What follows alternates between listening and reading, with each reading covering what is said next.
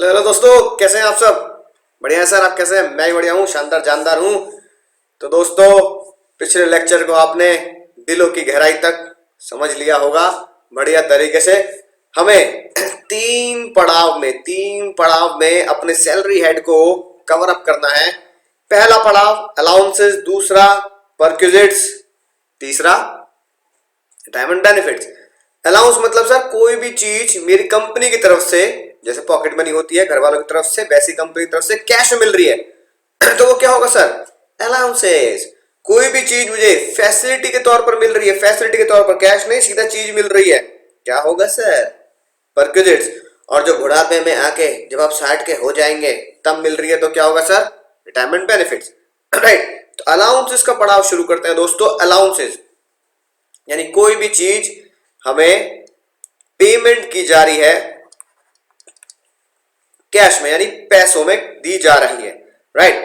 तो सबसे पहला जो अलाउंस है ना, ये सारे अलाउंस हम पढ़ेंगे, चिंता मत करो, लेकिन सबसे पहले आज हमें जो पढ़ना है बहुत ही ज्यादा इंपॉर्टेंट और बहुत ही ज्यादा गंभीर अलाउंस, वो है सर बिल्कुल हाउस रेंट अलाउंस। सर ये क्या होता है? भैया आपकी एक जॉब लगी और आप एक ऐसे शहर में पहुंचे जिस शहर में आपका घर नहीं है ना? शहर में घर नहीं, ठीक है, शहर में हूं तो तेरे आके जरा मिल तो ले। राइट। लेकिन भैया मिले कहां, क्योंकि घर नहीं है शहर में। अब आप कंपनी से कह रहे हो, कंपनी कंपनी कंपनी कह रही, हाँ बोलो क्या बोलते हो? कंपनी कंपनी आपने मुझे ऐसे शहर में जॉब दे दी जहां मेरा घर नहीं है, मेरे मम्मी पापा रहते हैं नोएडा में, आपने मुझे भेज दिया चेन्नई में, है कि नहीं बात? मैं कहाँ से लाऊं? डोसा इडली सांभर खा खा के, डोसा इडली सांभर खा खा के मेरा हाल बुरा है। ठीक है, खाने को तो कुछ नहीं मिल रहा ढंग का, कम से कम जॉब तो दे दो अच्छी सी। राइट। तो जॉब तो आपकी अच्छी है लेकिन जगह तो दे दो अच्छी सी। फिर तो कंपनी ने सोचा यार ये बड़ी गंभीर बात हो गई, तो उन्होंने कहा चलो एक काम करते हैं भैया, अगर तुम्हारा इस शहर में घर नहीं है तो अगर हम तुम्हें घर ना दे सके तो घर के किराए के अगर पैसे तुम्हें दे दें तो मजा ही नहीं आ जाएगा। एम्प्लॉय थोड़ा सा खुश हुआ, स्माइल करो। एम्प्लॉय थोड़ा खुश हुआ, सर चलो सर आपने जॉब के लिए भेजा है तो जॉब तो करनी जरूरी है, लेकिन एक काम करो घर के पैसे दे दो। तो जब आपके एक ऐसे शहर में जॉब लगी जहां पे घर नहीं है, तो उस शहर में आपका अपना घर नहीं है, उस शहर में रेंट के पैसे, समझना ध्यान से, रेंट के पैसे कंपनी क्या करती है? आपको देती है, यानी एम्प्लॉय को, है ना, पे करती है, देती है, यानी सैलरी के साथ ही उसको दे दी जाती है। राइट। तो इसका मतलब सर एचआरए का मतलब क्या हुआ? एचआरए का मतलब हुआ, फुल फॉर्म देखो, यही फुल फॉर्म है, हाउस, घर का किराया, है ना, आपको कैश के तौर पर दे दिया गया। घर के किराए के लिए क्या दे दिया गया? कैश दे दिया गया। घर के किराए के लिए कैश दे दिया गया। इसे बोलते हैं हाउस रेंट अलाउंस। हाउस, घर के किराए के लिए जो आपको कैश दिया जा रहा है, अलाउंस दिया जा रहा है, उसे बोलते हैं हाउस रेंट अलाउंस। तो उम्मीद है बात समझ में आ चुकी होगी। सर एचआरए मिल रहा है, एचआरए मिल रहा है तो अलाउंस वाले चैप्टर में जाके मैं लिख तो दूंगा एचआरए रिसीव्ड।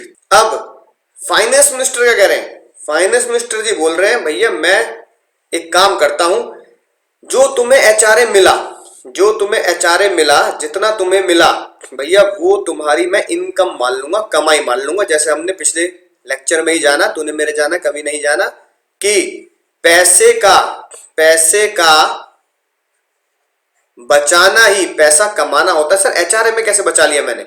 भैया एचआरए में आप कैसे बचाओगे? कंपनी ने दिए, ठीक है जी बात, कंपनी ने दिए तुम्हें, मान लो 10,000 रुपए महीना पर मंथ, एचआरए क्या दिया सर?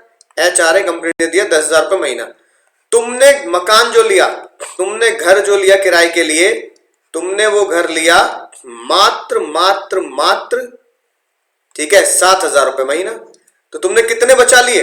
भैया तुमने बचा लिए 3,000 रुपए। तो ये क्या हुआ? 3,000 रुपए money saved. Money saved is equal to money earn. Money saved is equal to money earn. ठीक है, तो भैया इस पे तुम्हें टैक्स देना पड़ेगा। ठीक है फाइनेंस मिनिस्टर साहब, ले लो मुझसे टैक्स 3,000 रुपए पे, कोई दिक्कत वाली बात नहीं है। पर फाइनेंस मिनिस्टर ने बोला ना मुन्ना ना, सिर्फ 3,000 रुपए टैक्स दे देंगे, ये तो बहुत ही आसान हो गया भाई, जितना मिला उसमें से घटा दो, जितना खर्च किया जो बच गया वो टैक्सेबल। उन्होंने कहा फिर बच्चे क्या करेंगे? ये जो बेचारे मासूम से चेहरे बनाए बैठे हैं, है कि नहीं बात? गंभीर मुद्रा में, है ना, सर को देख रहे हैं ये बच्चे एग्जाम में क्या करेंगे।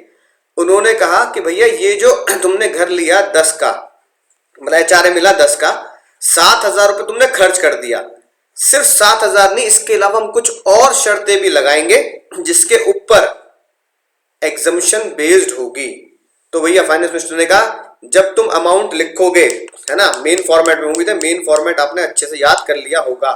तो मेन फॉर्मेट में तुम लिखोगे सर HRA रिसीव्ड, रिसीव्ड मतलब इंग्लिश में लिख रहा हूं HRA जितना प्राप्त हुआ, रिसीव्ड, ठीक है ना। कितना हुआ सर? मान लो 10,000 रुपए पर महीना, तो इंटू 12 कर देंगे, 12 महीने मकान किराए पे मिल रहा है उसे, तो 1,20,000। फिर आपने बोला ठीक है जी, ठीक है, एक काम करते हैं माइनस कर देते हैं जितना मैंने खर्च कर दिया, तो हम उसे क्या देंगे? एग्जम्पशन देंगे। उम्मीद है याद आ गया होगा, मेन फॉर्मेट में हमने ऐसे ही लिखा था एग्जम्पशन, ठीक है जी। तो मकान के किराए के लिए जो कंपनी पैसे दे रही है, वो कंपनी इतना दे रही, कंपनी आपसे पूछ रही है आपने कितने का मकान लिया, है कि नहीं बात? लेकिन फाइनेंस मिनिस्टर कह रहे हैं एग्जम्पशन देखो ऐसे देनी है। सबसे पहली एग्जम्पशन सुनना ध्यान से। पहली एग्जम्पशन है जो हम हमेशा सुनते आए, भैया बताओ वक्त से पहले और एक्चुअल से ज्यादा, है ना। आपको सर वक्त से पहले, हाँ वक्त से पहले किस्मत से ज्यादा किसी को कुछ नहीं मिलता, लेकिन मैं कहता हूं वक्त से पहले और एक्चुअल से ज्यादा, है ना, किसी को कुछ भी नहीं मिलेगा। फाइनेंस मिनिस्टर उसे क्या नहीं देंगे? एग्जम्पशन नहीं देंगे एक्चुअल अमाउंट से ज्यादा। सर इसका मतलब क्या हुआ? तुम्हें एचआरए कितना मिल रहा है बताओ? एचआरए, सर एचआरए मुझे मिल रहा है महीने का 10,000। तुम इतने भैया शानदार निकले, तुमने कहा टुच्चे मुच्चे का मकान में नहीं रहूंगा। तुम मकान का किराया पे कर रहे हो 15,000, तो तुम भैया फाइनेंस मिनिस्टर कह रहे हो sir HRA received 10,000 minus expenses जो किए rent paid 15,000, amount sir minus में आ गया 5,000 रुपए। तो एक काम करो, 5,000 रुपए जो अमाउंट माइनस में आया है ये आप मुझे इनकम टैक्स डिपार्टमेंट से रिफंड दिला दो, है कि नहीं बात? तो इनकम टैक्स डिपार्टमेंट तुम्हें रिफंड करने के लिए बैठा है, ठीक है। फाइनेंस मिनिस्टर क्या बोलेंगे? भैया क्या बोल रहा है ये, हम टैक्स वसूलने के लिए बैठे हैं, देने के लिए बैठे हैं, समझ में आई ना बात? तो फाइनेंस मिनिस्टर ने बोला भैया एक काम तो तुम राज की बात, है ना, दिल खोलकर राइट लिख ही लो बहुत ही अच्छे से। सर वो राज की बात क्या है? राज की बात बताएं भैया। वो राज की बात ये है, सैलरी हेड में, ठीक है, हिंदी में लिखवा रहा हूं, राज की बात भी आप हिंदी में लिखेंगे अपने नोट्स में, जो भी कॉपी उसमें लिखो। सैलरी हेड में कोई भी अमाउंट, है ना, कोई भी अमाउंट राइट, चाहे आपका अलाउंसेस का हो, परक्यूजिट्स का हो, रिटायरमेंट बेनिफिट का हो, चाहे ग्रॉस सैलरी हो, नेट सैलरी हो, कोई सा भी अमाउंट, कोई भी अमाउंट, सैलरी हेड में कोई भी अमाउंट नेगेटिव,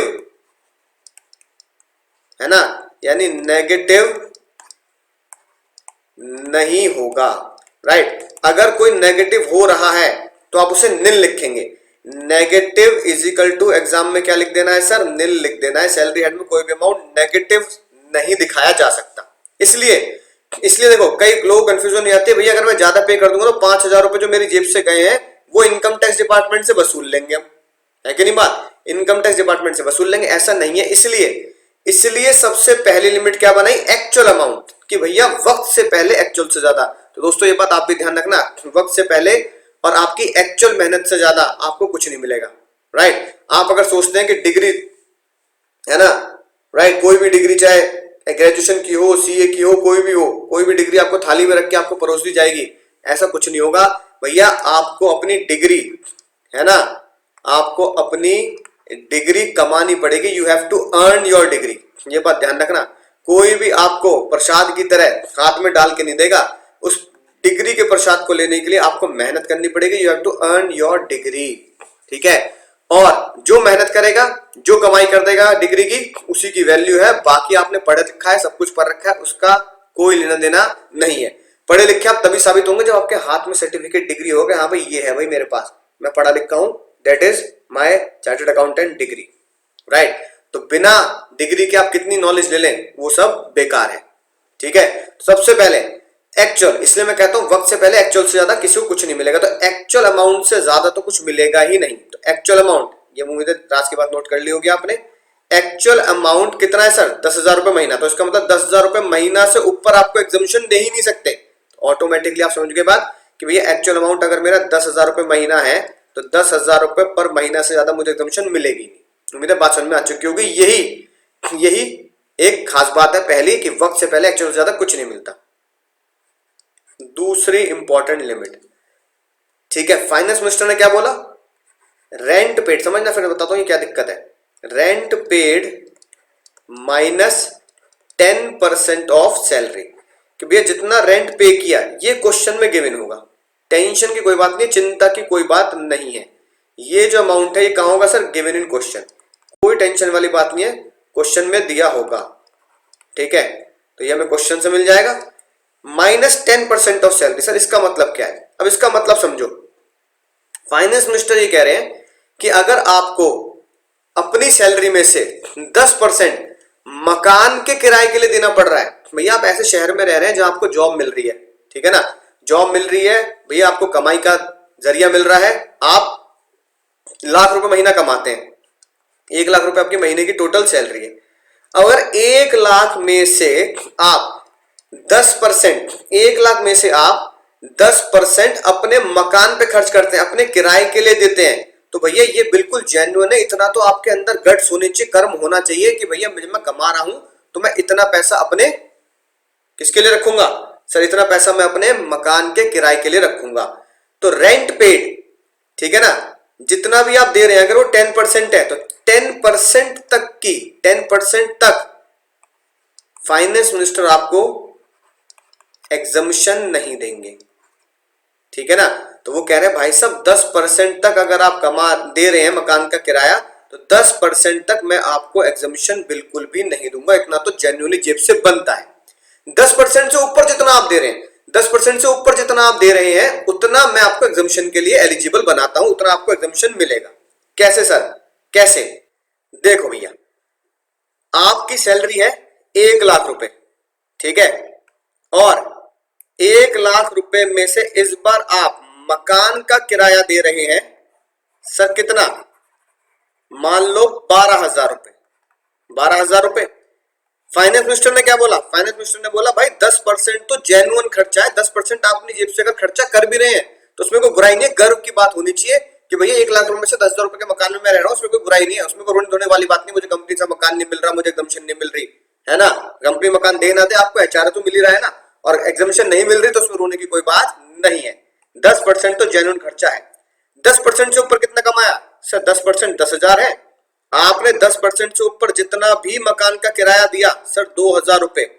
फाइनेंस मिनिस्टर कह रहे हैं मुन्ना 2,000 रुपए की एग्जम्पशन ले लो, कोई टेंशन वाली बात नहीं है, राइट। तो बताओ ये क्या है मेरा? ये 12,000 रुपए क्या है मुन्ना? सर ये 12,000 रुपए है मेरा रेंट पेड। क्या है सर? मेरा रेंट पेड, ठीक है, राइट। और 10% ऑफ सैलरी मैंने कितना निकाला? मेरी सैलरी मान लो 1 लाख रुपए, उसका 10% 10,000 रुपए, तो एग्जम्पशन कितनी मिलेगी?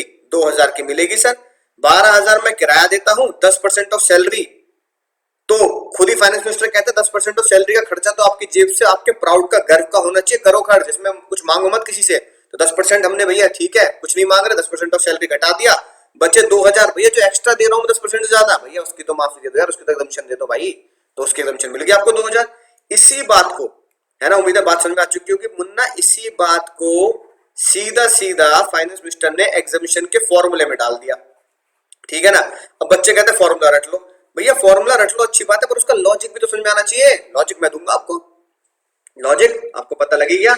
रेंट पेड कितना कर रहा हूं सर? मैं रेंट पेड कर रहा हूं 12,000 रुपया। 10% ऑफ सैलरी तो गर्व का है, कर्म का है ना, खुशी का है कि 10% ऑफ सैलरी जो मैं कमा रहा हूं उसका 10% तो किराए पे जाना चाहिए। उसके लिए मैं किसी से भीख नहीं मांगूंगा कि भैया जो 10% मेरी सैलरी का जा रहा है मुझे भीख दे दो, 10% की एग्जम्पशन दे दो। 10% दिया मकान के लिए यार, ऐसी बात कर दी। मकान में रह रहे कमा रहे हैं तो क्या दिक्कत है? तो भैया 10% हमने अपनी खुशी से दे दिया, तो 10% की हम भीख नहीं मांगेंगे, 10% की एग्जम्पशन नहीं मांगेंगे। हाँ 10% से ज्यादा जो आप दे रहे हो तो फाइनेंस मिनिस्टर कह रहे हैं उसकी एग्जम्पशन ले लो। 10% ज्यादा कितना दिया? 2,000, तो rent paid minus 10% of salary, तो दूसरी लिमिट क्या आ गई? 2,000। मजा ही आ गया सर, राइट। तीसरी बात, तीसरी लिमिट, एक लिमिट और, बस एक लिमिट और। तीसरी लिमिट है भाई, अगर आपका घर जिसपे आप किराए पर रह रहे हैं और मकान का किराया दे रहे हैं और किराया वसूल रहे हैं किससे, कंपनी से, वो घर है मैकडी के पास। कहाँ है सर, मैकडी के पास वो घर है, राइट सर। मैकडी के पास, इसका मतलब जहां मेरा मैकडी है, ठीक है ना, वहां पे मुझे क्या करना पड़ेगा, वहां पे मुझे घर लेना पड़ेगा। ये सर तेरे शहर में मैकडी नहीं है तो गए काम से, ना मुन्ना ना, ऐसा नहीं है। अगर मैकडी के पास घर है तो यहाँ मैकडी का मतलब है एम से मुंबई मेरी जान, मुंबई, ठीक है ना। सी से चेन्नई, डी से दिल्ली, के से कोलकाता। अगर आपका घर मुंबई, चेन्नई, दिल्ली, कोलकाता है, राइट, तो आपकी जो एग्जामिशन लिमिट है, आपकी एग्जामिशन लिमिट होगी 50% ऑफ सैलरी। कितनी sir, 50% of salary. Sir 50% of salary का मतलब यानी जितना भी सैलरी आपने है निकाली है, आपकी जितनी सैलरी है उसका 50%। सर 50% क्यों भाई, ये बताओ, ये जितने भी शहर हैं चारों, इन चारों शहर में किराया ज्यादा होगा नहीं होगा भैया। दिल्ली जाके रहोगे आपको मकान महंगा मिलेगा, है कि नहीं बात। ये मेजर सिटीज हो गई, राइट, मुंबई, चेन्नई, यहाँ पे महंगे मकान मिलते हैं। अगर मकान महंगे हैं तो मेरी जेब से, अगर मैं इंप्लॉय हूँ, मकान महंगे हैं तो मेरी जेब से क्या होगा, किराया ज्यादा जा रहा है। और अगर भैया किराया ज्यादा जा रहा है, किराया ज्यादा जा रहा है तो भैया एग्जामिशन भी तो ज्यादा दे दो भैया। अरे माई बाप, किराया ज्यादा जा रहा है तो एग्जामिशन भी तो ज्यादा दे दो। तो फाइनेंस मिनिस्टर ने बोला बहुत बढ़िया बात की, देखो ऐसी बात है, ये जेन्युइन बात कही तुमने, ये बहुत ही बढ़िया जेन्युइन बात की, दिल पे लगी बात है ना, हम खुश हुए इस बात से।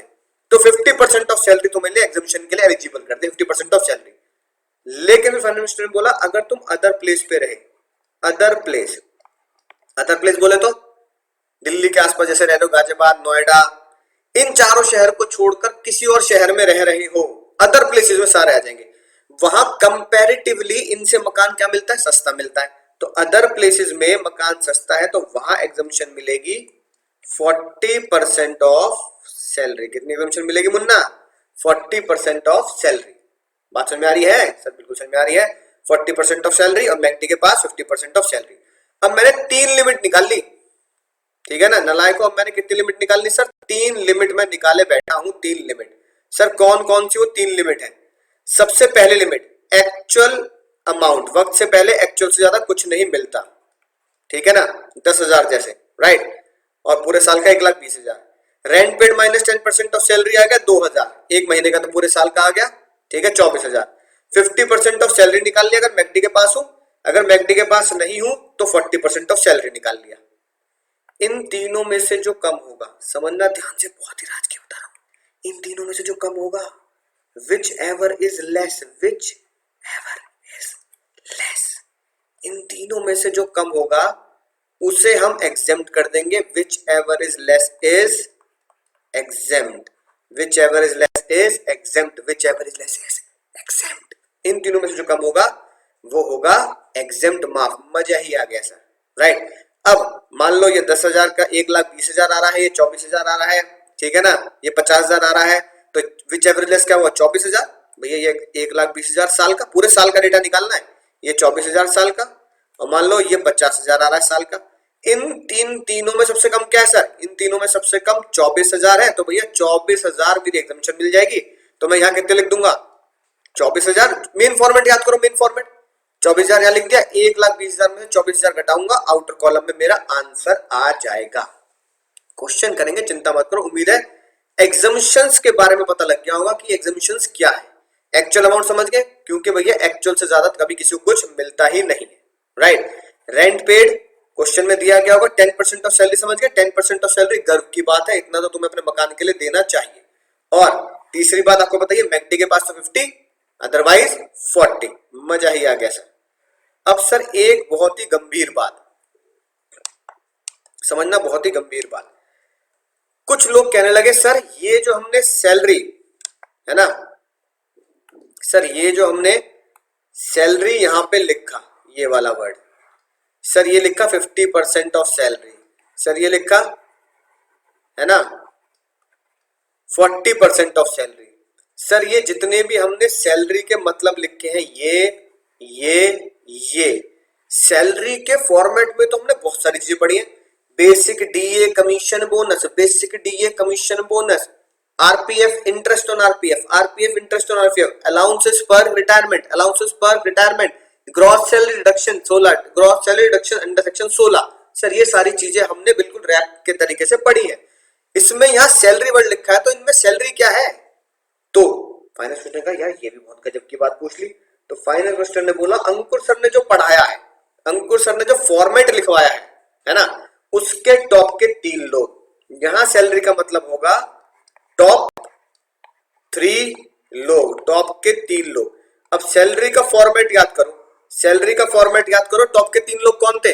सर टॉप के 3 लोग थे बेसिक, डीए, कमीशन। तो उन्होंने कहा सैलरी यहां पे मतलब ही क्या होगा, पहले ले लो बेसिक, जितनी भी क्वेश्चन में बेसिक दी गई है उसमें ऐड कर दो डीए, ठीक है ना। अब सबसे गंभीर बात, डीए जो है, डीए कौन सा ऐड करना है? परसेंटेज वाला। कौन सा ऐड करना है? सर परसेंटेज वाला। इसका मतलब उस क्वेश्चन में दिया होगा under terms of employment, under terms of employment plus commission. Sir ये बात तो समझ में आई। कमीशन भी कौन सा? परसेंटेज होना चाहिए। Commission percentage on turnover, turnover का परसेंटेज। यानी कमीशन में क्वेश्चन में दिया गया होगा, पता है क्या? क्वेश्चन में दिया गया होगा सर 1 करोड़ का टर्नओवर है, ये कुछ इस तरीके से दिया होगा क्वेश्चन में। 1 करोड़ का टर्नओवर है, उस टर्नओवर का 1% कमीशन है। तो 1 करोड़ का 1% कितना हुआ? 1 करोड़ का 1% हो गया मेरा 1 लाख रुपए। तो यहां मेरा परसेंटेज वाला कमीशन निकालना है, परसेंटेज वाला। मंथ भी कमीशन दे सकते हैं, क्वेश्चन में लिखा हो सकता है कि भैया मंथली कमीशन इतना मिलता है, पर मुझे मंथली कमीशन नहीं, कौन सा कमीशन लेना है? परसेंटेज वाला कमीशन लेना है, परसेंटेज वाला कमीशन लेना है, राइट। सर ये बात तो समझ में आ गई। एक बार अंडर टर्म्स ऑफ एम्प्लॉयमेंट और समझा दो। अंडर टर्म्स ऑफ एम्प्लॉयमेंट देखो ये बात है ना, ये वाली जो बात है इसको ध्यान से समझेंगे क्योंकि ये ज्यादातर क्वेश्चन में आपको रिपीट मिलेगी। सर डीए, डियरनेस अलाउंस, जिसे हम महंगाई भत्ता बोलते हैं, इन्फ्लेशन को कंपनसेट करने के लिए, उसके साथ एक टर्म जोड़ा जाता है अंडर टर्म्स ऑफ एम्प्लॉयमेंट। उसके साथ एक टर्म जोड़ा जाता है under terms of employment, right. Under terms of employment का मतलब क्या होता है? अगर मैं हिंदी में बोलूं, है ना, हिंदी में होता है जो आप सर्विस ले रहे हैं, सर्विस कर रहे हैं, यानी सेवा, सेवा के शर्तों, है ना, सेवा की जो शर्तें होती हैं, यानी कि जो मैं सर्विस कर रहा हूं, जो मैं जॉब कर रहा हूं, उसके जो रूल्स और रेगुलेशन मेरे ऊपर लगाए गए हैं, सेवा के शर्तों के अंतर्गत, है ना, राइट। ये इसका हिंदी में मीनिंग होता है। अंडर टर्म्स ऑफ एम्प्लॉयमेंट का मतलब होता है सेवा के शर्तों के अंतर्गत, या कभी कभी अंडर टर्म्स ऑफ एम्प्लॉयमेंट की जगह लिख देते हैं DA percentage for retirement benefit, DA percentage for retirement benefits, ठीक है। ये दोनों में से कोई भी वर्ड आपको लिखा मिल सकता है। इसका मतलब ये होता है under terms of employment for the retirement benefit, Hindi में इसका मतलब होता है सेवा के शर्तों के अंतर्गत, सेवा के शर्तों के अंतर्गत, यानी जो आप सेवा कर रहे हैं, सर्विस दे रहे हैं, जॉब कर रहे हैं, उसकी शर्तों के अकॉर्डिंगली, राइट। जो शर्तों के अकॉर्डिंगली होता है उसमें कुछ परसेंटेज दी गई होती है। जैसे भैया डीए है मेरा, मान लो 10,000 रुपए महीना, राइट। उसमें क्वेश्चन में लिखा होगा, जब प्रैक्टिकल लाइफ में जाएंगे तो प्रैक्टिकल लाइफ में भी लिखा होता है, सर क्या लिखा होता है कि इसका मान लो 70% सेवा के शर्तों के अंतर्गत, यानी 70% is for under terms of employment, या 70% इज फॉर रिटायरमेंट बेनिफिट्स। इसका मतलब ये हुआ कि ये जो डीए है इसमें से 70% यानी कि 7,000 रुपए, इसमें 70% यानी कि 7,000 रुपए, 7,000 रुपए तो रिटायरमेंट बेनिफिट्स के लिए होगा, आपको रिटायरमेंट बेनिफिट में इसका फायदा मिलेगा। 3,000 रुपए यानी 30% it is not for under terms of employment, it is not of under terms of employment, ठीक है। सर ये जो 7,000 रुपए है इसका क्या झोल झाल है? इसका मतलब दोस्तों ये हुआ कि ये जो 7,000 रुपए आपको मिल रहे हैं, ये जो 7,000 रुपए आपको मिल रहे हैं, जब आप रिटायरमेंट बेनिफिट की कैलकुलेशन करेंगे, जब आप रिटायरमेंट बेनिफिट की कैलकुलेशन करेंगे, सर कैलकुलेशन कब करेंगे? जब हम पेंशन निकालेंगे, याद आ गया ना। जैसे मैंने बोला रिटायरमेंट बेनिफिट क्या मिलता है, रिटायरमेंट बेनिफिट आपको पेंशन मिलती है। रिटायरमेंट बेनिफिट में क्या मिलता है? प्रोविडेंट फंड का पैसा मिलता है। रिटायरमेंट बेनिफिट में आपको क्या मिलेगा आगे जाके? ग्रेच्युटी, है ना, बताऊंगा क्या होता है ना, ग्रेच्युटी मिलती है, राइट। तो जब भी आप रिटायरमेंट बेनिफिट की कैलकुलेशन करेंगे, पेंशन निकालेंगे, प्रोविडेंट फंड निकालेंगे, ग्रेच्युटी निकालेंगे, तो पेंशन निकालते टाइम पे जो पेंशन की या प्रोविडेंट फंड की या जो ग्रेच्युटी की आपको एग्जम्पशन मिलेगी, क्या मिलेगी सर? इन सब की जो आपको एग्जम्पशन मिलेगी, है कि नहीं बात, उन एग्जम्पशन में डीए जो लिया जाएगा, उन एग्जम्पशन में डीए जो लिया जाएगा, उन एग्जम्पशंस में डीए जो लिया जाएगा, वो डीए 70% ही लिया जाएगा। यानी कि डीए अगर 10,000 लिया है तो 10,000 नहीं, पूरा 7,000 लिया जाएगा, 70% लिया जाएगा, पूरा 10,000 रुपए नहीं लिया जाएगा। इसे बोलते हैं सेवा की शर्तों के अंतर्गत, या फिर अंडर टर्म्स ऑफ एम्प्लॉयमेंट, या फिर percentage for retirement benefit, DA percent for retirement benefit. यानी कि हमारे लिए मुद्दे की चीज क्या है? हमारे लिए मुद्दे की चीज है जब भी मैं एग्जम्पशन निकालूंगा, ठीक है, समझना ध्यान से राज की बात। राज की बात क्या लिखेंगे? अब राज की बात आप लिखेंगे, यहां मैं आपको लिख के बता रहा हूं सर, राज की बात बिल्कुल तसल्ली से। दोस्तों ये गहराई वाली बातें हैं, है ना, हर कोई नहीं बताता, पर मेरा फर्ज है आपको बताना कि टेक्निकलिटी क्या है और लॉजिक क्या है। उसके बाद आप याद तो कर लेंगे फॉर्मूले, मुझे इतना पता, यकीन हो जाएगा, जब हम क्वेश्चन करेंगे आपको याद भी हो जाएगी। पर फिलहाल राज की बात लिखो, जब भी एग्जम्पशन निकालेंगे, जब भी एग्जम्पशन निकालेंगे, चाहे मैं रिटायरमेंट बेनिफिट की एग्जम्पशन निकालूं, चाहे मैं एचआरए की एग्जम्पशन निकालूं, या कोई भी एग्जम्पशन निकालूं, जब भी एग्जम्पशन कैलकुलेट करेंगे सर, किसमें? सैलरी हेड में। जब भी एग्जम्पशन कैलकुलेट करेंगे सैलरी में, ठीक है जी बात, तो मुझे डीए कितना लेना है? तो मुझे डीए कितना लेना है सर? डीए मुझे रिटायरमेंट बेनिफिट वाला ही लेना है। तो जब भी एग्जम्पशन कैलकुलेट करेंगे, DA under terms of employment या डीए रिटायरमेंट बेनिफिट का ही लेना है, राइट, रिटायरमेंट बेनिफिट का ही लेना है, ठीक है। उम्मीद दोस्तों बात समझ में आ चुकी होगी, मजा ही आ चुका होगा। ये राज की बात, ये राज की बात आप अपनी कॉपी में नोट करेंगे। जब भी हम सैलरी में एग्जम्पशन निकालेंगे, जब भी हम सैलरी में एग्जम्पशन निकालेंगे, डीए रिटायरमेंट बेनिफिट वाला ही लेना है, डीए रिटायरमेंट बेनिफिट के परसेंटेज वाला ही लेना है।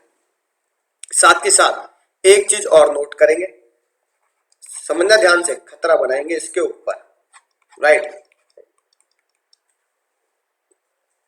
डीए सर कभी 100% दिया जा सकता है रिटायरमेंट बेनिफिट के लिए? एक ही शर्त है, एक ही शर्त, सबसे बड़ी शर्त, है ना, उसे ही नोट करना है। सर क्या? पहली बात लिखो, राज की बात, खतरे की बात, अगर डीए, इसलिए हिंदी में लिखवा रहा हूं ताकि याद रहे, अगर डीए पे हो रहा है, अगर डीए पे हो रहा है एज डियरनेस पे, डीपी, डीपी मतलब डियरनेस पे, अगर डीए पे हो रहा है एज डियरनेस पे, अगर डीए पे हो रहा है एज डियरनेस पे, क्वेश्चन में लिखा है डीए नहीं मिल रहा उसे, डीए की जगह हम उसे नए नाम से पेमेंट दे रहे हैं, डीए की जगह दे रहे हैं डियरनेस पे, यानी डीए की जगह डियरनेस अलाउंस की जगह दे रहे हैं डियरनेस पे। तो अगर हम उसे डियरनेस पे नाम से दे रहे हैं तो एग्जम्पशन में, तो जो भी एग्जम्पशन हम निकालेंगे सैलरी हेड में, सैलरी हेड की एग्जम्पशन में, सैलरी हेड की एग्जम्पशन में, सैलरी हेड की एग्जम्पशन में 100%, है ना, लेना है, सैलरी हेड की एग्जम्पशन में 100% लेना है। यानी कि उसमें कोई परसेंटेज नहीं ढूंढनी कि भैया 70% लेना है, 60% लेना है सर, 40% लेना है, 30% लेना है, 90 ना मुन्ना ना, सैलरी हेड की एग्जम्पशन में 100% लेना है। पहली खतरनाक बात आप नोट कर चुके हैं। दूसरी डेंजर बात नोट करेंगे, दूसरी डेंजर बात, दूसरी डेंजर बात लिखो, अगर क्वेश्चन साइलेंट है डीए के बारे में, अगर क्वेश्चन डीए में डीपी में साइलेंट है तो 100% लेना है। अगर क्वेश्चन डीए में साइलेंट है, डीए के आगे ये नहीं लिख रखा कि परसेंटेज कितनी है, यानी डीए की परसेंटेज नहीं दी, डीए की परसेंटेज नहीं दी, डीए के आगे परसेंटेज नहीं दे रखी कि रिटायरमेंट बेनिफिट के लिए कितना है, अंडर टर्म्स ऑफ एम्प्लॉयमेंट कितना है, तो सर कितना लेना है?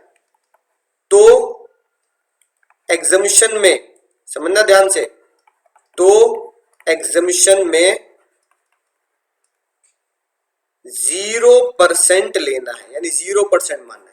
यानी क्वेश्चन साइलेंट है तो डीए 0%, क्वेश्चन साइलेंट है तो डीए 0% लेना है, राइट।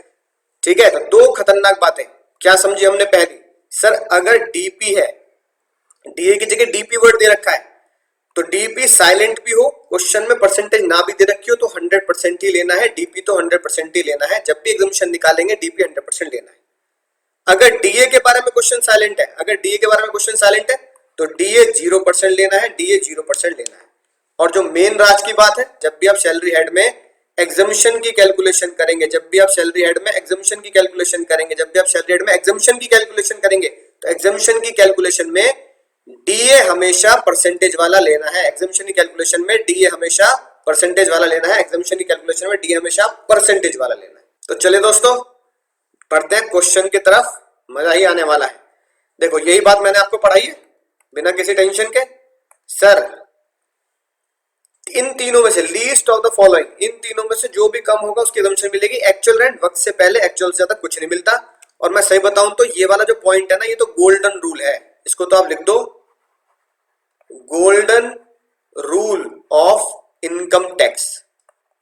ठीक है ना सर, क्या गोल्डन रूल है, हिंदी में लिख लो। इनकम टैक्स में है कि नहीं बात, इनकम टैक्स में कोई भी एग्जामिशन, कोई भी एग्जामिशन एक्चुअल अमाउंट से, एक्चुअल अमाउंट से, गोल्डन रूल है, गोल्डन रूल नंबर 1, ऐसे मैं आपको और भी लिखवाऊंगा golden rule. Golden rule number 1 लिखें, इनकम टैक्स में कोई भी एग्जामिशन एक्चुअल अमाउंट से ज्यादा नहीं मिलती। इनकम टैक्स में कोई भी एग्जामिशन एक्चुअल अमाउंट से ज्यादा नहीं मिलती। उम्मीद है दोस्तों बात समझ में आ चुकी होगी मस्त तरीके से। इनकम टैक्स में कोई भी एग्जामिशन एक्चुअल अमाउंट से ज्यादा मिलेगी नहीं।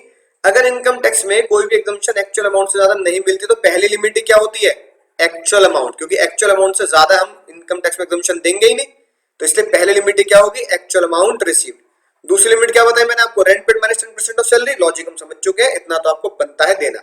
50% ऑफ सैलरी मुंबई, दिल्ली, चेन्नई, कोलकाता, और 40% of salary other place. Question silent है सर, इन दोनों में क्वेश्चन साइलेंट है कि वो रह कहां रहा है, तो क्या मानेंगे, इफ क्वेश्चन इज साइलेंट तो 40% ऑफ सैलरी मानेंगे। आप उसे अपने पास रखें, तुझे अपना बनाने की कसम खाइए, हम अपने पास रखेंगे भाई तुझे।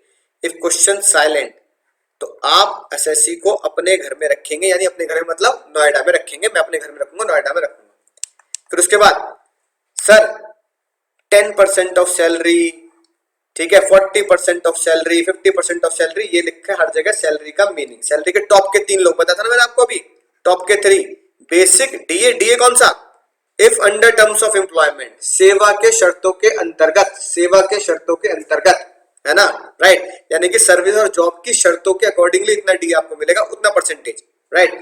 और कमीशन कौन सा, जो टर्नओवर का परसेंटेज है, तो मैंने आपको भी ब्लू पेन से लिख के बताया था, 1 करोड़ का टर्नओवर है, 1% कमीशन है, तो कमीशन बना 1 लाख। ठीक है, ये बिल्कुल जेन्युइन बात है, कोई बताने वाली बात ही नहीं है। आपको एचआरए तो मिल रहा है, क्योंकि जब एचआरए मिलता है ना, तो कंपनी ये नहीं पूछती कि आप अपने घर में रह रहे हो या किसी और के घर में रह रहे हो। कंपनी कहती है भैया हमारा कर्म धर्म है, हम अपने हर एम्प्लॉय को एचआरए देते हैं। पता लगा आपको एचआरए मिल रहा है, मेरे पापा के साथ यही है, मेरे पापा को एचआरए मिलता है, ठीक है, लेकिन हम रहते हैं अपने घर में, तो कंपनी ये नहीं बोलती कि भैया आपको एचआरए मिल रहा है, ठीक है, और अपने घर में रह रहे हो तो एचआरए तो मिलना नहीं चाहिए, एचआरए तो उसको मिलता है जो घर का किराया देता है। कंपनी वापस नहीं लेती, कंपनी का रूल है एक बार जो दे दिया दे दिया, वापस नहीं लेना। लेकिन फाइनेंस मिनिस्टर क्या बोल रहे हैं, फाइनेंस मिनिस्टर बोल रहे हैं, पढ़ो ध्यान से बात, अगर अगर आपको एचआरए मिल रहा है और आप फिर भी अपने घर में रह रहे हैं मेरे फादर की तरह, तो एग्जामिशन नहीं मिलेगी। Exemption is not available who lives in his own house. अगर आप अपने घर में रह रहे हैं तो एग्जामिशन नहीं मिलेगी, है कि नहीं बात, राइट, बिल्कुल सही बात है सर।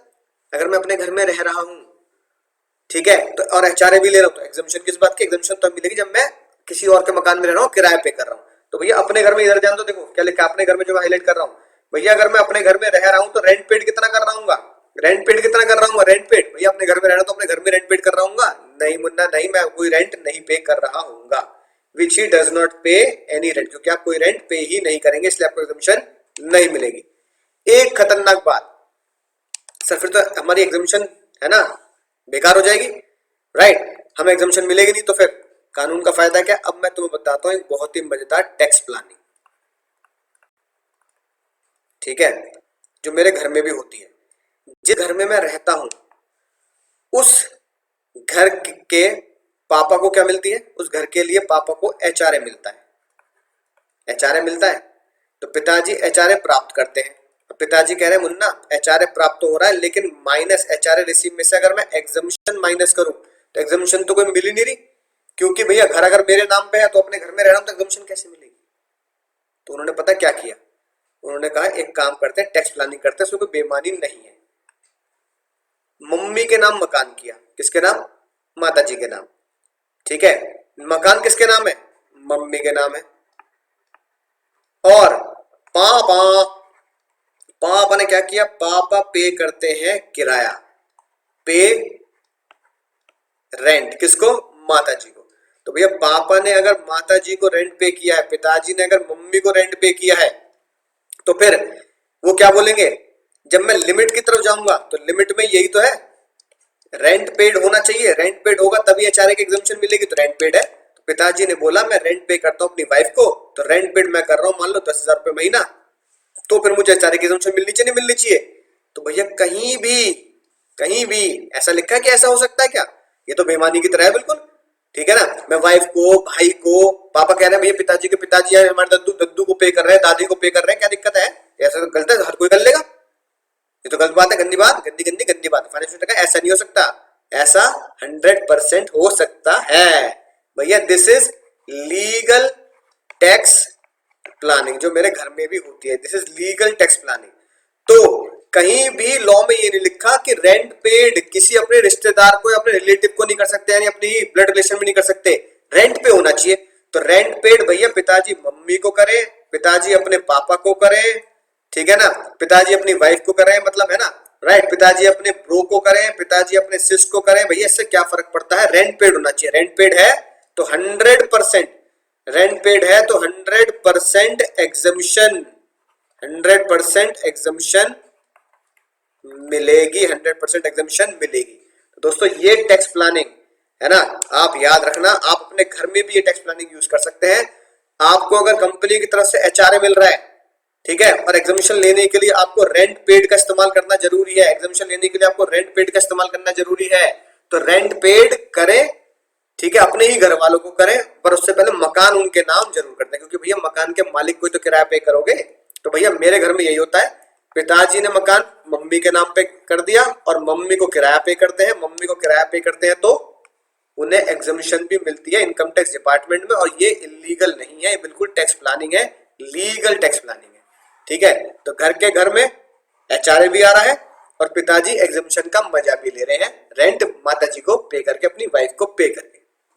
सर एक क्वेश्चन और हो जाए तो आज मजा ही आ जाए। ठीक है, तो ये जो खतरा है ये अभी बताऊंगा बाद में, पहले क्वेश्चन करते हैं। पहले मैं एक क्वेश्चन आपको करके दिखा रहा हूं, है ना, आपकी स्क्रीन पर है दोस्तों, mister Romeo, right, mister Romeo है, बेसिक सैलरी है 50,000 रुपए पर मंथ, डीए है 10,000 रुपए पर मंथ। उम्मीद है फॉर्मेट आपने ढंग से याद किया होगा। डीए कितना है, 10,000 रुपए पर मंथ, डीए कितना है, 10,000 रुपए पर मंथ। सबसे खतरनाक लाइन ये है, 40% is for retirement benefit, is the part of retirement benefit, जो मैंने आपको अभी अभी डिस्कस किया। 40% रिटायरमेंट बेनिफिट के लिए है, यानी 40% अंडर टर्म्स ऑफ एम्प्लॉयमेंट है, सेवा की शर्तों के अंतर्गत है, 40% सेवा की शर्तों के अंतर्गत है। तो इसका मतलब क्या हुआ सर, 40% जो भी एग्जामिशन करूंगा 40% ही लूंगा इनका, सॉरी सैलरी हेड में, सैलरी हेड में जब भी एग्जामिशन निकालूंगा, एग्जामिशन में डीए 40% ही लेना है, एग्जामिशन में डीए 40% ही लेना है, एग्जामिशन में डीए 40% ही लेना है।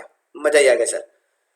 उसे एचआरए मिलता है कंपनी की तरफ से, हाउस रेंट अलाउंस मिलते हैं ताकि वो मकान का किराया पे करे 20,000 रुपए महीना। और वो कितना ईमानदार है बंदा, बंदा इतना ईमानदार है, 20,000 रुपए कंपनी से मिलते हैं और 20,000 रुपए ही किराया पे कर देता है ना। ही पेड 20,000 एज रेंट, रेंट कितना पे कर रहा है, 20,000। आप उसका टैक्सेबल एचआरए निकाले, या फिर मैं लिख देता हूं, ठीक है ना, टैक्सेबल एचआरए के साथ साथ प्लस आप उसकी सैलरी की इनकम भी निकालें, also calculate salary income, compute taxable HRA plus salary income. अब मैं सिंपल सी बात आपकी नजरों के सामने जिगर के पास तक पहुंचाने के लिए फॉर्मेट पहले मैं लिखता हूं, ठीक है ना। राइट। यहां आएगा सर पर्टिकुलर्स, यहां आएगा टैक्सेबल अमाउंट, ऊपर क्या लिखूंगा सॉल्यूशन। सॉल्यूशन का टाइटल जरूर देंगे, क्या लिखेंगे calculation of income under the head, under the head exam में पूरा लिखना salary for mister Romeo, right. सबसे पहले लिख दो वो 6 मेहमान। सर बेसिक डीए, डीए यहां कितना लिखवाया था मेन फॉर्मेट में डीए मेन फॉर्मेट में 100% था। कमीशन कोई सा भी हो, bonus, RPF, interest on RPF. हाँ सर मजा ही आ गया। फिर मैंने आपको लिखवाया था पहला पड़ाव, पहला पहला पड़ाव है, पहला पड़ाव अलाउंसेस, ठीक है ना। ये हम इस तरीके से सॉल्व करते हैं। अब पहले ढूंढते बेसिक कितनी है। सर बेसिक है हमारी 50,000 पर मंथ, 50,000 इंटू 12, सर ये आ गई 6 लाख रुपए। मजा ही आ गया सर। डीए कितना है, डीए है मेरा सर 10,000 पर मंथ, और यहाँ पे पूरा लेना है। मेन फॉर्मेट में हमेशा पूरा लिया जाता है, तो ये आ गया सर 1,20,000 रुपए।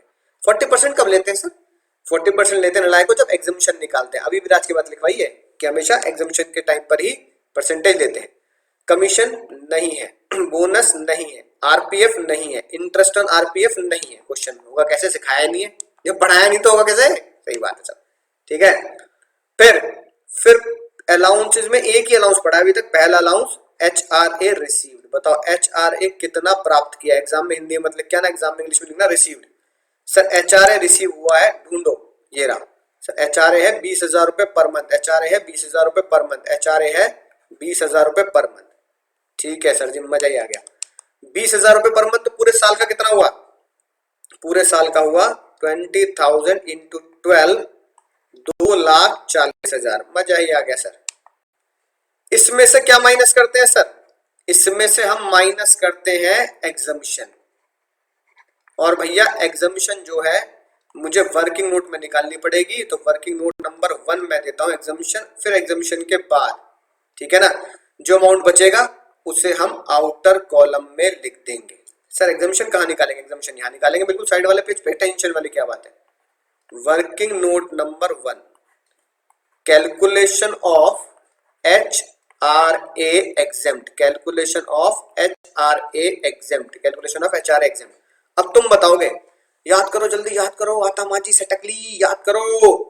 सर पहली एग्जामिशन एक्चुअल एचआरए, सर आपने बताया वक्त से पहले और जीवन में एक्चुअल से ज्यादा, एक्चुअल मेहनत से ज्यादा कुछ नहीं मिलेगा जितनी मेहनत आप कर रहे हो। तो ऐसे ही एक्चुअल एग्जामिशन उतनी ही मिलेगी जितना एक्चुअल अमाउंट है।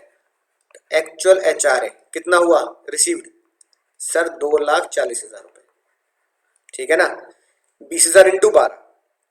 सर दूसरी लिमिट आपने क्या बताई थी सर, सर दूसरी लिमिट आपने बताई थी क्या सर, रेंट पेड,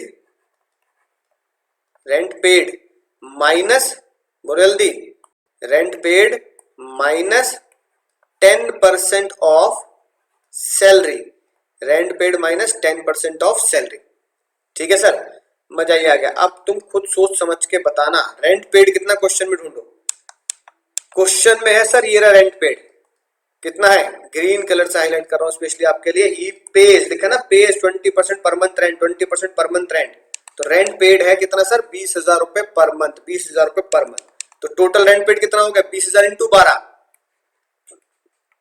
20,000 इंटू 12 बोले तो 20,000 रुपए इंटू 12 बोले तो दोस्तों 2,40,000 माइनस, समझना ध्यान से, अब 10% ऑफ सैलरी। ये हो गई सर इक्वेशन। अब सिंपल इक्वेशन सॉल्व करनी है। 2,40,000 रुपए, ध्यान समझना, प्लस 10% ऑफ सैलरी का जब भी नाम आएगा, सैलरी का मीनिंग याद करना पड़ेगा। यहां सैलरी में कितने लोग थे सर, सैलरी के लोग याद करने पड़ेंगे। जब भी सैलरी एड में सैलरी का नाम आएगा, सैलरी के लोग याद करेंगे। बताएं सैलरी के कितने लोग हैं यहाँ पे सर, सैलरी के हैं 3 लोग, टॉप के 3 लोग। सर बेसिक अभी अभी हमने याद किया, प्लस डीए कौन सा, जो परसेंटेज है वो वाली लेंगे, इसलिए ब्रैकेट में लगाएंगे डीए के परसेंटेज, प्लस क्वेश्चन में अगर कमीशन परसेंटेज दे रखा है। अब इसी लाइन को आप समझ जाओ, समझ लो बेड़ा पार है, अलाउंसेस आपको समझ में आ गया। 2,40,000 रुपए प्लस 10% ऑफ सैलरी यानी 10% ऑफ बेसिक, ठीक है ना, बेसिक, राइट। बेसिक कितनी है ये रही। एक चीज ध्यान रखनी है, एचआरए कितने महीने कैलकुलेट कर रहा हूं, एचआरए उसे कितने महीने मिल रहा है। क्वेश्चन साइलेंट है तो सर एचआरए 12 महीने ही मिलेगा, 12 महीने बेचारा मकान किराए पे रहेगा। तो क्वेश्चन साइलेंट है तो 12 महीने, अगर 12 महीने है तो सब कुछ 12 महीने निकालूंगा, सब कुछ 12 महीने, यानी वो मकान में 12 महीने रह रहा है तो 12 महीने का ही रेंट पेड लिया है मैंने, एक्चुअल एचआरए भी 12 महीने लिया है, ठीक है। 12 महीने की ही सैलरी लूंगा, तो सैलरी कितने महीने की सर, 12 महीने, राइट। 12 महीने की सैलरी बोलो। बेसिक सैलरी उसकी कितनी है सर, बेसिक सैलरी है 50,000 रुपए, तो 12 महीने की कितनी हुई, 50,000 इंटू 12 सर 6 लाख रुपए। समझना ध्यान से, डीए कितना है सर, डी है उसका 10,000 रुपए, तो 12 महीने कितना हुआ सर, 12 महीने का हुआ 1,20,000 रुपए। सबसे खतरनाक बात, अब जो परसेंटेज जो मैंने आपको यहां दिखाई है ये, अब ये परसेंटेज ढूंढो क्वेश्चन में। क्वेश्चन में परसेंटेज दे रखी है तो वो लिखेंगे, अगर क्वेश्चन में परसेंटेज नहीं दे रखी तो जीरो लिखेंगे, क्वेश्चन में परसेंटेज नहीं दे रखी तो जीरो लिखेंगे।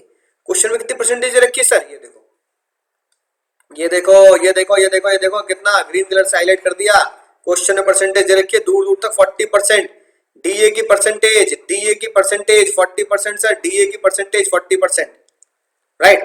तो जब मैं डीए की परसेंटेज यहां निकालूंगा तो यहां ब्रैकेट में कितने परसेंट लिखूंगा सर, डीए की परसेंटेज 40%, यानी कि वर्किंग नोट में जब भी एग्जामिशन निकलेगी यहां डीए परसेंटेज वाला ही लेना है, राइट।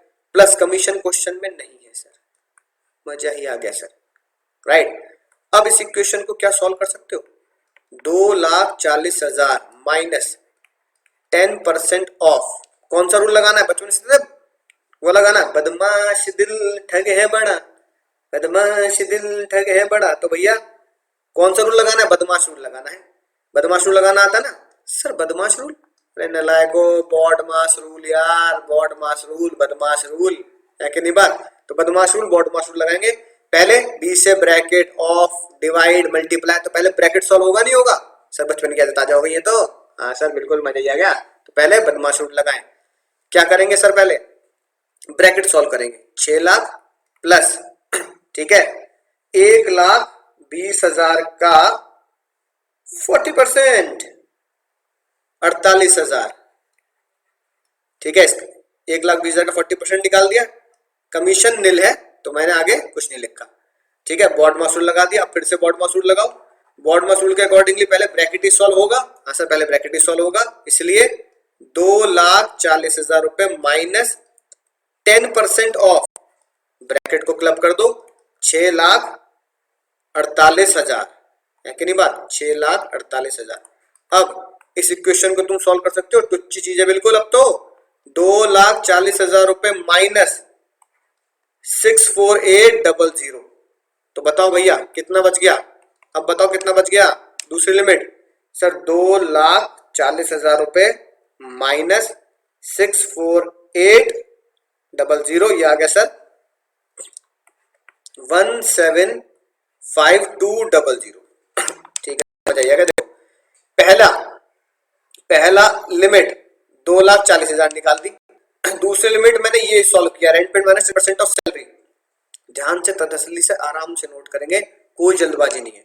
10% ऑफ सैलरी कितना आ गया 1,75,200। तीसरी लिमिट क्या है सर, तीसरी लिमिट होती है अगर आप मैकडी के पास है ना, मुंबई चेन्नई दिल्ली कोलकाता तो 50%, अगर अदर प्लेस पर है, मैकडी की जगह अदर प्लेस पर है तो अदर पे 40%। ढूंढो ये कहां रह रहा है, ढूंढो भैया कहां रह रहा है, 10,000 रुपए डीए मिल रहा है, एचआरए मिल रहा है, रेंट दे रहा है, हाउस, ओहो खतरनाक बात दोस्तों, खतरनाक बात, कहां रह रहा है, साफ साफ चीख चीख के लिखा है, ये देखो जो मैं ग्रीन कलर से हाईलाइट कर रहा हूं, अब सर चीख चीख के लिखा है साफ, house in Delhi, house in Delhi, house in Delhi, house in Delhi, house in Delhi, यानी कि दिल्ली में रह रहा है, घर दिल्ली में है, दिल्ली में है दोस्तों, दिल्ली में।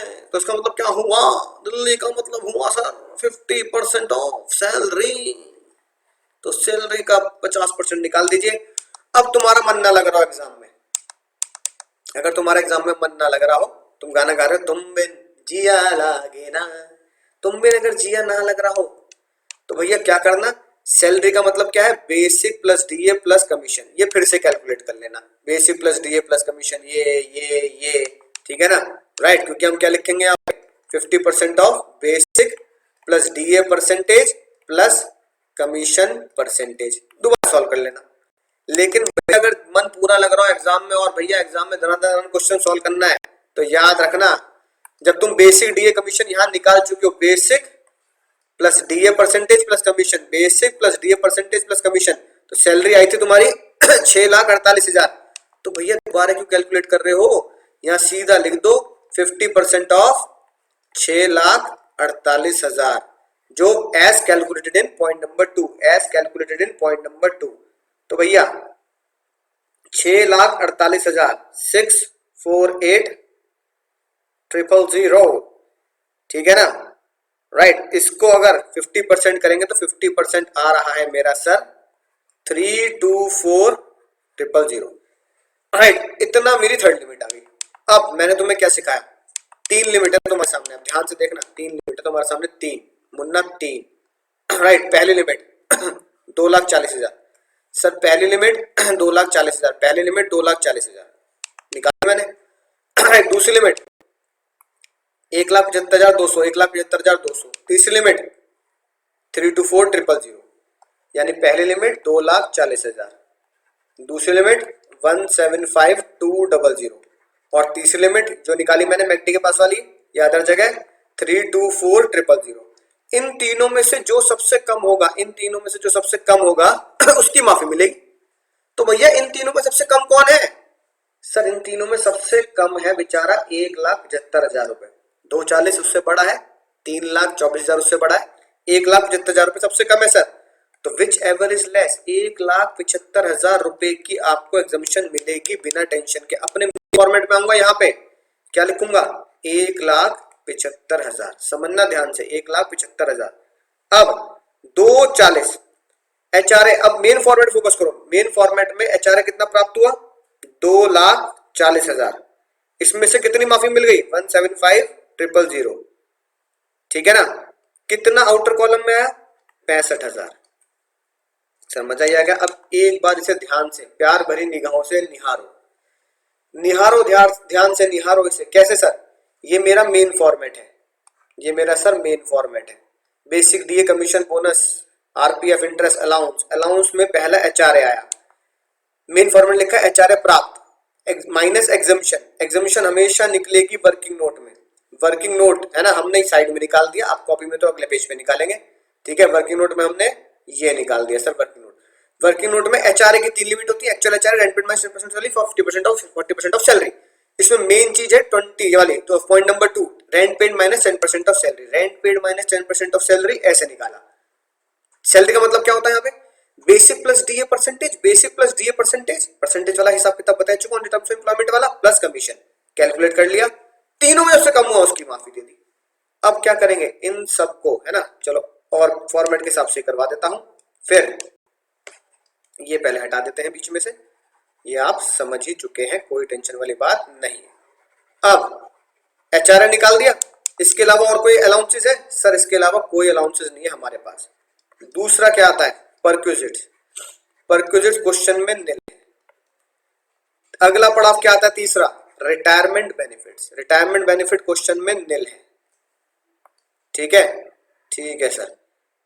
इन सब का टोटल कर दूंगा, इन सब का टोटल, ये ऊपर से लेकर नीचे तक का टोटल कर दिया, क्या बनता है सर, ग्रॉस सैलरी, ठीक है। टोटल कर दो सबका, 6 लाख, ठीक है ना, प्लस 1,20,000, ये हो गया 7,20,000, और ये कितना आ गया सर, ये हो गया सर 20, 65, 75, 85, तो ये हो गया मेरा सर 7,85,000, ठीक है जी।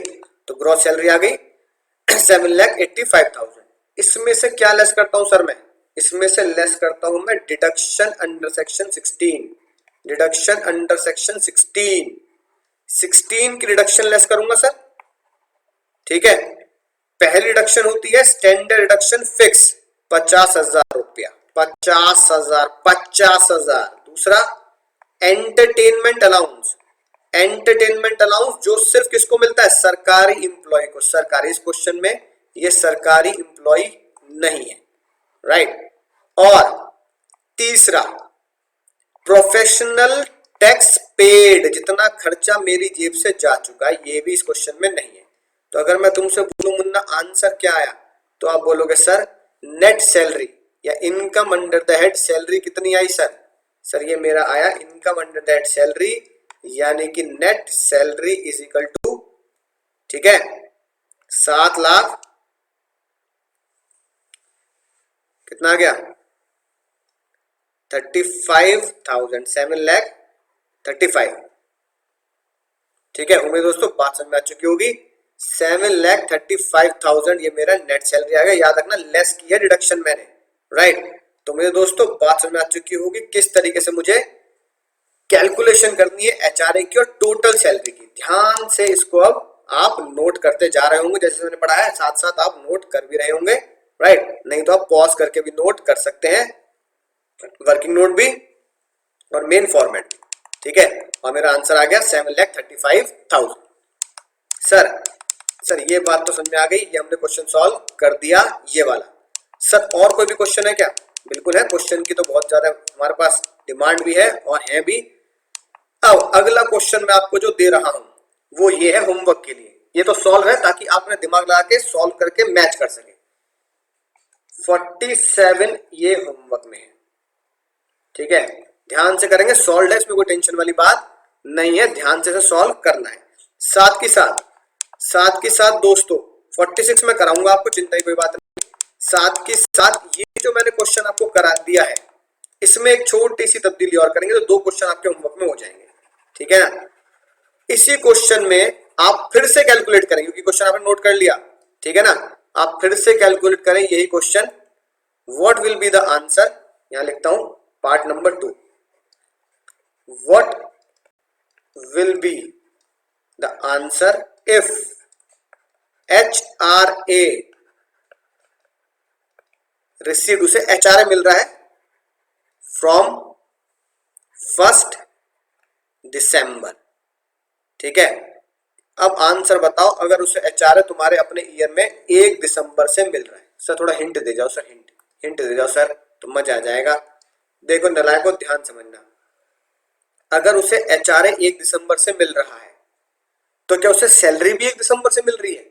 ना मुन्ना ना, सैलरी तो उसे 1 अप्रैल से मिल रही है, जब से वो जॉब कर रहा है, सैलरी तो 1 अप्रैल से ही मिल रही है, डीए भी 1 अप्रैल से ही मिल रहा है, चाहे बोनस भी हो कमीशन भी हो सब कुछ सेम मिल रहा है अप्रैल से। बस जो HRA है ना, HRA उसे 20,000 10,000 20,000 रुपए महीना, ये जो HRA है ये HRA उसे सिर्फ HRA उसे 1 दिसंबर से मिलना शुरू हुआ है, HRA उसे 1 दिसंबर से मिलना शुरू हुआ है। इसका मतलब क्या है? हिंट सुनो, उम्मीद है आप इसे कैलकुलेट कर पाएंगे। हिंट सुन लो ध्यान से, HRA की कैलकुलेशन होगी 1 दिसंबर से। दिसंबर बोले तो दिसंबर से मिल रहा है तो दिसंबर में मिला, जनवरी मिला, फरवरी मिला, मार्च में मिला, तो दिसंबर जनवरी फरवरी मार्च। HRA की कैलकुलेशन होगी 1 दिसंबर से, यानी 4 महीने की, दिसंबर जनवरी फरवरी मार्च, यानी HRA की कैलकुलेशन सर 4 महीने की होगी। ये अपने दिल के पास संजो के रखें, HRA की कैलकुलेशन 4 महीने की होगी, क्योंकि इस क्वेश्चन में उसे 1 दिसंबर 4 महीने HRA मिल रहा है। तो HRA की कैलकुलेशन 4 महीने, बाकी सारी 12 महीने। थोड़ा सा दिमाग लगाएंगे, मैं जल्दी ही मिलूंगा आपको अगले लेक्चर में। आपने अगर क्वेश्चन सॉल्व कर लिया होगा तो समझ लो अलाउंसेस के चैप्टर में कुछ और बचा ही नहीं है खास, यही एक मेन चीज है HRA। मिलता हूं अगले लेक्चर में, तब तक keep sharing, keep studying and दुआओं में याद रखें।